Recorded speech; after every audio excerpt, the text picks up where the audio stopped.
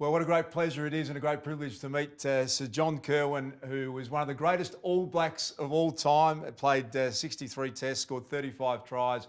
On any measure, that is an outstanding life achievement. And I'm going to be bold enough to call you JK, which I think is your preferred moniker. Thanks for joining us on the House of Wellness.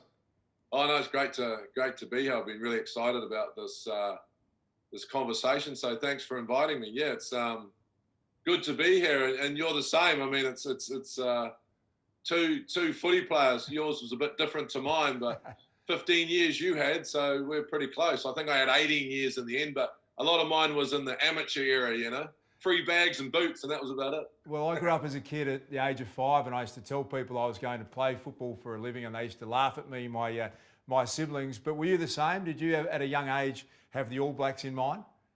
Oh, I think I said All Blacks before I said Mum and Dad, which they were pretty gutted about.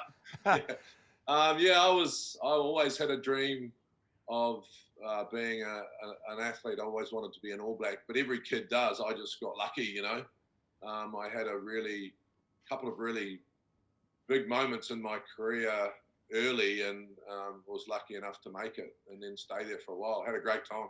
There's an incredible aura around the All Blacks, and in our part of the world here in Australia, but everywhere, the All Blacks have got a brand that's recognised for sport excellence and achievement worldwide. You're at the peak of your powers. Every childhood dream is to do what you're doing, but at the same time, you're battling this crippling anxiety. Tell us what that was like. Oh yeah, I mean, I think the turning point for me was I wanted to jump out of a window in the Hilton Hotel in Buenos Aires. On the 10th floor, the window was open. I'd never actually planned a suicide, but I did have suicide thoughts. And this night I just had a guts full of battling this inner demon. And I was very fortunate that so I didn't tell anyone, right? I've been hiding. And I was an anxiety-based depression, so I've been hiding my anxiety, which then turned into a depression.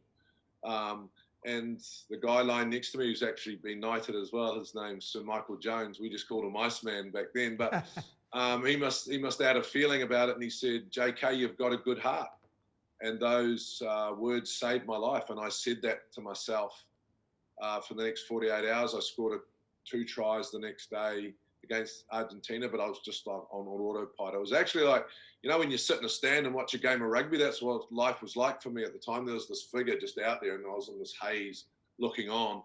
And when I got home, I finally decided to reach out and get help. The dumb thing was that I went to my doctor. You heard who my doctor was? My doctor was the All Black doctor. I'd been on tour with him for 5 weeks and hadn't spoken to him. And then finally started to get some understanding and some help around mental health and what I needed to do to go from what I call surviving to thriving. So I was just surviving back then. I was walking around dead. I was dead inside. I think 3 things that anxiety and depression does: takes away your self-esteem, takes away your self-confidence, and takes away your enjoyment. Those 3 things are pretty big things in anyone's life, but also if you're playing sport, I was just on autopilot. So luckily, I reached out and got some help. There's such powerful conversations when an All Black and your legendary status is saying, I lost the will, I had a lack of self-confidence. It allows ordinary people, I think, to address this conversation. I want to talk to your teammate, the Iceman, who talked to you and just said, you've got a great heart. Have you gone back, and is he aware of how powerful that was? And why did he say it? Did he sense something was going horribly wrong with you? Yeah, look, I think I used to get, I have a monkey brain, right? So I call my monkey Bob. So he's always on the go. He never rests. I've got to, for me to relax, I've got to give him a banana and put him in his cage, and that's normally cooking or being an active relaxer. But what used to happen when Bob was unwell is he'd take a thought and run with it, and that might be a suicidal thought or I'm going to do something, whatever. Yeah. And it'd end up, I'd be so bad that I'd start shaking, physically shaking with all the stress coming out of me. So I used to hide under the covers a wee bit. And I've asked him about it, and he said, well, he doesn't really know why, but he just sensed that something was wrong. And he's really, really religious, Michael. He's a beautiful man, and so he just felt that God told him to to say something to me, and I'm bloody pleased he did. You know. Amazing. You're on that tour of Argentina, as you said. Incredible that you were at that moment where you felt like jumping out of the window. You go back home and you have a conversation with your parents. Can you tell us about that?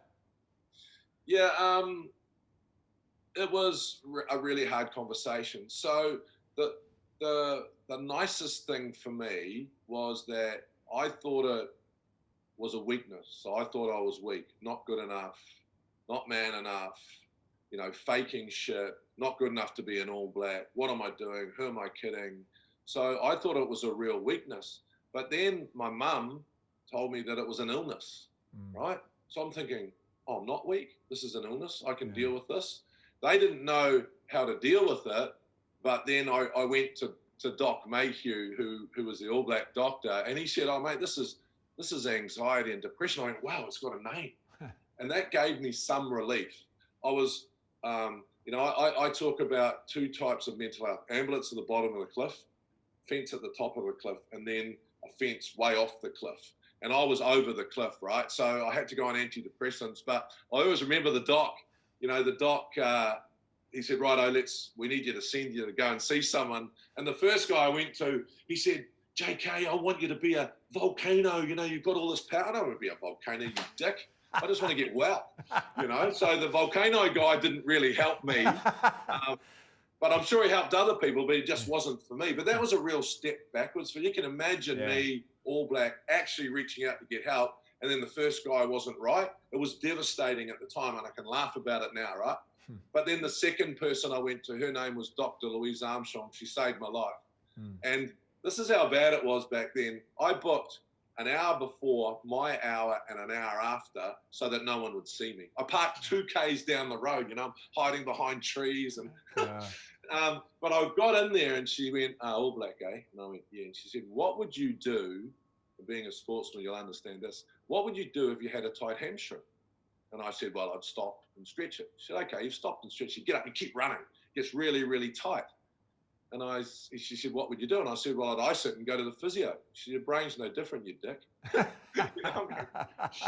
I've got a hamstring in the head, what's the ice and who's the physio? Yeah. I tried self-medication, so I used to get on the piss. And that actually gave me some short-term relief, believe it or not. But then I went back at 100 miles an hour the next day. So I knew that wasn't, self-medication wasn't the way through. So I just started thinking, okay, what's the ice? And I've tried transcendental meditation. I've tried all these things till really right now I have a daily mental health plan, that suits my mind. And I went through a bit of I hate the word journey, it's sort of a bit fluffy, isn't it? Everyone uses it. But I did go on this journey of understanding my mind and understanding the tools and techniques that you need on a daily basis to stay well. And one thing I say is there is no rules around this. So I can't meditate. And meditation is fantastic. You should try meditation. But it wasn't quite for me. So I do a lot of breathing and I do visualization. But I do other things because that's my mind. That's my monkey brain. Yeah. But if it's yoga, if it's meditation, but don't put any judgment on yourself. Just try shit until you find that thing that you actually feel better afterwards. Am I allowed to say? Am I allowed to swear? I'm sorry. You can say whatever you like, JK. When you've got Sarah in front of you, do what you like. Can you tell us about your daily routine? What works for you now to keep your mental health where you want it? It was really interesting. So when I went back to see my mum, because it probably took me about 7 or 8 years to get right through it. Like I said, I had to take antidepressants, and my dad, I'll tell you a good story about my dad. But I went to mum one night and I said, Mum, I'm dead, and she said to me, the good thing about your dead, boy, is you're still here, and you can start again. And she said, you need to smell the roses. And that was a saying in my mum and dad's era. And I actually started the next day with a hot shower. But what I did is because when you hop in a shower in the morning, you're normally thinking about the past or thinking about the future. I've got to do this, got to do that. But I just enjoyed the shower for what it was, 2 or 3 minutes of just the water. And I still do that today. And that, for about 3 weeks, was the only thing I had to look forward to on a daily basis. Yeah. right? But it slowly taught me a couple of things. It taught me mindfulness, so being in the present, but it also taught me to enjoy the little things. I love a espresso, so, but I don't take my phone. I turn my phone off. I sit there. I never get it in one of those paper cups. I'll have a soy latte, you know. I actually stop and have it in a terracotta, and I sit there and enjoy the moment. So there are two things that are really important for me. I've understood Bob the monkey. So I either read every day or I cook, because that distracts my brain. I sort of say, you know, if your computer craps out and you ring the computer guy, what does he say? Turn it off and turn it on again, right? It normally works, right? And he sends you an invoice of $50. But besides that, you know, what our brains are, we get more inputs in a day today than you had in a lifetime 100 years ago. So our minds are like on a treadmill, and you've just got to unplug it and plug it back in every day. Breathing saved my life, so I learned how to breathe properly. So I breathe 5 or 6 times a day, really properly. You know, I remember going to Louise Armstrong, and she said to me, "Look, JK, you're on antidepressants, but you're going to have to really start attacking the anxiety and depression." I went, "Oh, yeah, sure, I'll try anything." She said, "Well, you need to breathe." I went, "What do you mean? I'm standing in front of you. I'm breathing, you know?" And she said, no. So she was the first one to teach me how to breathe. So 5 or 6 times a day, I'm breathing properly, drop my shoulders, breathe deeply. And I promise you, anyone who's listening, if you just learn how to breathe and do it 5 or 6 times a day, you'll be 10 to 15% better tonight. Yeah, and I read, like I said, before I go to sleep, switch the brain off, all sorts of things like that. And going back a step, thanks for sharing that. It's incredible. It sounds amazing. You know, breathe, and you're going to be 10 or 15% better. I believe that with everything I've got sitting here now. But as the All Black hero, becoming public about your mental health and stepping through that, you said that you hit around the block and you booked an hour either side. How challenging was that, and what's the reaction been like many years later? Oh, it was the scariest thing I've ever done. You know, I thought I was going to ruin my reputation, ruin my career. But once again, you know, my mum and dad were amazing people, incredibly wise. You know, for a butcher and a housewife, amazingly wise people. You know, I think we get caught up in thinking that you have to be these world-traveled people to be wise. But my mum and dad were amazing. And my mum said to me, "If you think you can help one person, you should do it." And that really convinced me to do it. And you know, the reverse has been true. I've been incredibly blessed. You know, I get hugs in the supermarket from strangers, and that keeps me motivated to keep doing it. But the saddest thing for me was, you know, I've been doing this for 10 years, and the stats are going the wrong way. You know, so I feel like I've failed. And that was the motivation for Mentomia, the app that we've just recently released, because we've got to think about this shit differently, because whatever we're doing is not working. And I felt really responsible for that. So I think there's less stigma. You know, you can talk about anxiety, talk about that sort of stuff now, but the stats are still going the wrong way. I mean, we have, you know, 2 a day in New Zealand, a male and a half, and, you know, there's 8 attempts and 8 suicides in Australia. But really, for me, it's about, if I had have had the tools and techniques around my mental health, would I have been pushed over the cliff? I don't believe I would have. You know, we were talking just before we came on air about meditation and how much that could help just in your everyday life. So we need the tools and techniques, everyday life now. Stress and anxiety is the new norm, you know? Yeah, absolutely. I mean, your stats are, you know, 800,000 a year are going to commit suicide worldwide. We know with the pandemic, the anecdotal stories are horrific around the next 12 months and where that looks. Tell us about Mentomia and what the app does and how practically people can use it to get better. Yeah, so it was amazing. So we interviewed 3,500 people, right? And so about 4 years ago, the law changed in New Zealand. It's been a little longer in Australia, around the Health and Safety Act and mental health going into the Health and Safety Act. That combined with the government sort of saying, we can't afford this. This is a big hole. You know, this is going to be a tough one to do. I sort of felt that what we needed to be able to do was deliver the tools and techniques that keep me incredibly well, but in an amazing, engaging way. Because as you will know, all this information is out there, but it's boring as batshit, right? So what we need to be able to do is deliver it to people where they are on the mental health spectrum.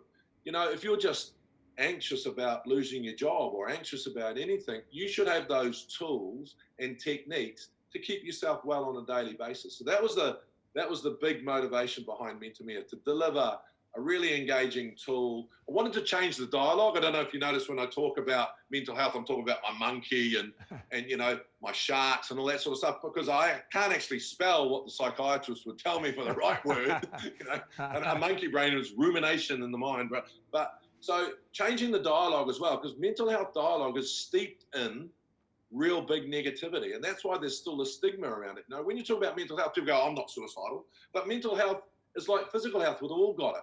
Yeah. And in our lives, we're going to be up and down. So you know, we wanted to deliver a tool that was incredibly engaging, meets you where you are, and is really easy to have habitual change.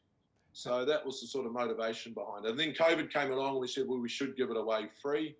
I don't want the end user to pay. So our initial business model was business giving it to their people, so that they would you know, get some benefits out of this. I think it's the future of business anyway. I think businesses that genuinely look after the mental health of their people will be the businesses of the future. But then COVID came along and we said, well, we might as well just give it to everyone. Change your model. And I love your passion for education. We're talking before about schools. You've got 3 of your own children, and the education system doesn't feel like the old system has caught up with the language you're talking now about emotional well-being, about understanding your own mental health, and it's a passion that you're pursuing as well? Yeah, well, I mean, I always say that I was a generation behind my dad. I mean, I couldn't get away with shit with him because he'd done it all himself, you know, like, so, but now I think I'm 5 generations away from my kid. I don't know the world that they live in, especially with this thing here, right? Yeah. And so I wrote a book called Stand By Me because I wanted to, I've written a couple of books, All Blacks Don't Cry, but Stand By Me was about me trying to parent it in the home, right?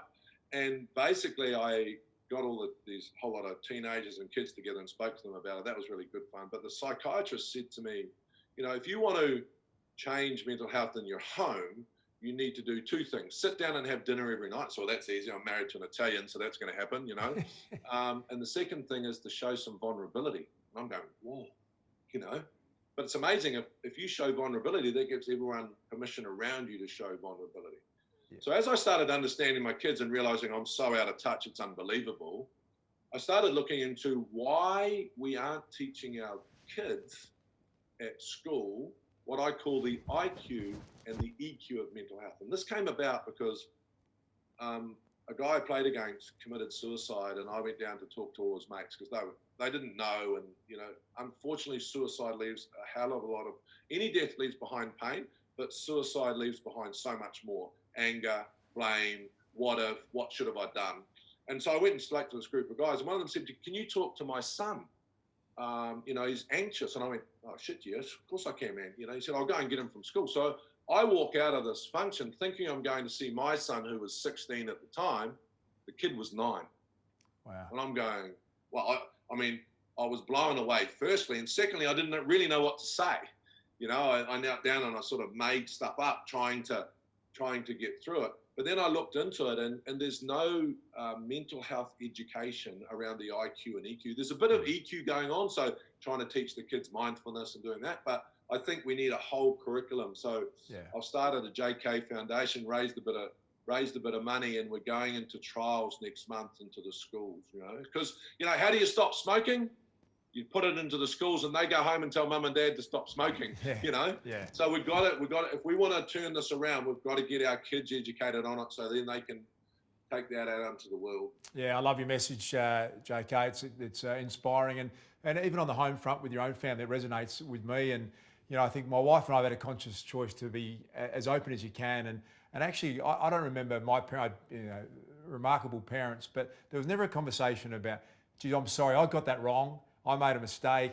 Hey, I flew off the handle yesterday, which I did yesterday with my 16-year-old, so I apologise to him again. But it's that conversation about, you know what, we're not perfect even as adults, and we're learning and we're growing, seems to be a bit of a language changer. Is that what you're doing with your own kids on the home front? Yeah, but I'm also saying I'm scared at the moment. Like COVID, coming out of COVID for me was amazing. I'm really fortunate because part of my mental health is I really understand my emotions and I make peace with them very quickly. But coming out of COVID, man, I was scared. I was anxious. I was resentful that people were driving around my neighborhood again, you know, all these different emotions that I had to make peace with. But if you're, for example, if you're sitting at the dinner table and you're talking about, you know, I'm really anxious about work tomorrow, you know, you just make it part of your conversation. You make these vulnerabilities part of your conversation. It gives the people around you, you know, the right to be vulnerable. And I think that was one of the biggest lessons. And the conversation changes, right? All of a sudden, you know, the first night, you're looking at you thinking, oh, what's up with Dad? Then, you know, the next night they start being vulnerable. Yeah, and you spoke about understanding your mind now and understanding your emotions really well. And I think that to me is part of, we attach so much more meaning to having a bad day or being angry or having a jealous thought, as opposed to just, that's a pretty natural set of emotions. Everyone experiences them. It's how we, I suppose, attach meaning to them that is where we get into trouble at times. Is that part of what you got better with, was understanding that part of your mind? Or? Oh, totally. I mean, it was so important for me to understand my emotion, and then start dealing with that emotion. I mean, I'll tell you a wee story. Just tell me to shut up if I'm talking too much. No, we love it. I get a bit excited about this conversation. So I go to my psychiatrist, right? And she says, right, JK, would you like to learn how to self-hypnotize? And I went, yeah, no, that sounds really weird, but I'm into it. I'll have a crack, you know? And so back then she said, what do you love doing? And I said, well, I love surfing, but during my anxiety and depression, I haven't enjoyed it. So anyway, she taught me how to breathe. I did this thing with my arm, and in my mind, I went surfing. So put on the board shorts, run down the beach, feel the water beautiful, paddle out, right? And 2 to 3 foot perfection. I surf really well, and I get out, come out of it. She brings me out of it, and I feel better. I feel light in the head. I feel really good. So I go home and I said to my girlfriend, who's now my wife, I'm going to try that. I go upstairs early that night, go do the same thing, breathe, do this thing with my arm, put the board shorts on, run down the beach, paddle out, 2 to 3 foot perfection, 5 sharks in the water. Shit myself and get out, right? And I go back to her and I say, what was that? You know, and she said, well, they're your sharks, JK, right? And you need to understand them, get the teeth out of them and get them out of the water. So I'll tell you a couple. I felt dumb. I left school at 15. I've never passed an exam in my life. And when I walked into a room, I felt dumb. So I would hide that and feel inferior. Do you guys think I'm dumb? This is a good time to say no, JK. No, JK. Highly intelligent. But it didn't matter because it was my shark, right? And until I dealt with that and made peace with that emotion and why that was making me act certain ways, I couldn't get better. You know, the second one is I had an imposter syndrome. This happens quite a lot in management and in business, but also in sport. You know, I scored a try for the All Blacks against Italy. I wouldn't mind a buck for every time they showed it. But besides that, when I came off the field, I didn't swap the ball from the right hand to the left hand, and there was a player coming across. I still scored, but at the end of the game, I thought, when are they going to find out I'm not good enough? When are they going to find out I'm just lucky, right? And so I had an imposter syndrome. And so instead of saying I scored a try or I played badly or judging my own game, I always thought I wasn't good enough. Yeah, amazing, isn't it? And once again, to have someone express that as clearly as you do now and go through that process, it's you know, an amazing, I suppose, opportunity for people to understand themselves in the same way. Earlier on, you said, I wanted to come back to it. You said, I'll tell you a story about my dad, and we didn't quite get there. What was the one you wanted to share? I hated myself for taking antidepressants. So I went on antidepressants. A couple of things about antidepressants. I thought it'd be like an aspirin. So I thought I'd take it and then I'd get up the next day and, JK's back. But he wasn't. And so that was pretty scary at the time. And then I just didn't like myself. I thought I was a failure by taking these little white pills. So I was standing next to my dad, who'd had 3 triple bypasses, right, for his heart. He was probably having bread and dripping when he was a kid, he reckons. But anyway, I said, Dad, I feel like such a loser taking this antidepressant. You know? And he turned to me and said, you want me to die, do you? I mean, no, Dad, I don't want you to die. And he said, well, I've got to take 25 of these little bastards. And if I don't take them today, I'll be dead tomorrow. So take your one pill and get over yourself. Yeah. And it was amazing advice because, and you'll know this better than anyone, I'd take 400 milligrams of Voltaren to play on a Saturday, right? But I wasn't taking this thing for my mind. I mean, it's ridiculous, isn't it? I mean, there's no common sense to that. But it was great advice from Dad. So I took my little white pill and got over myself, and that gave me the balance to start working on my mental health. You've achieved so many things and lived an incredible life of playing professional sport. But tell me about when someone in the street comes up and says, because you have been as open as you are, you've saved my life.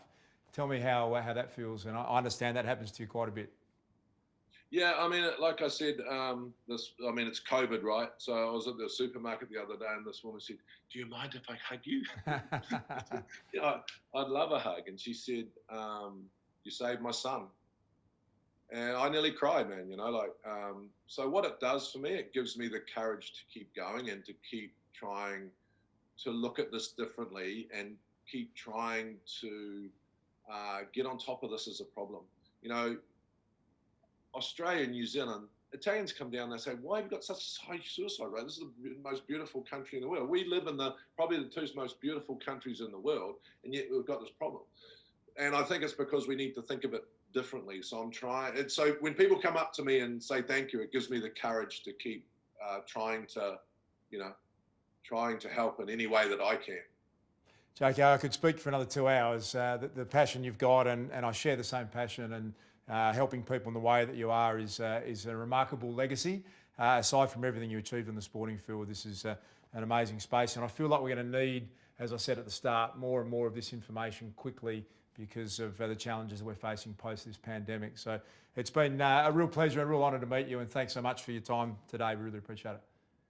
Oh, you're welcome. And just to finish, I think for everyone, just to be kind, firstly to themselves, understand their emotions, make peace with them, be kind to themselves, be kind to others, and we'll get through this, And I also would like to challenge business leaders not to look at the bottom line for a little while and just do the right thing by society. So I think that's an important thing as well. But it's been a pleasure being on with you. It's been my honour to be with you, and you're using your sports to be a spokesman, and I feel incredibly fortunate to have the ability to play sport. So I just take my hat off to you, being in this space as well and using something that God gave us, or Mum and Dad gave us, but also to talk about mental health. So thank you.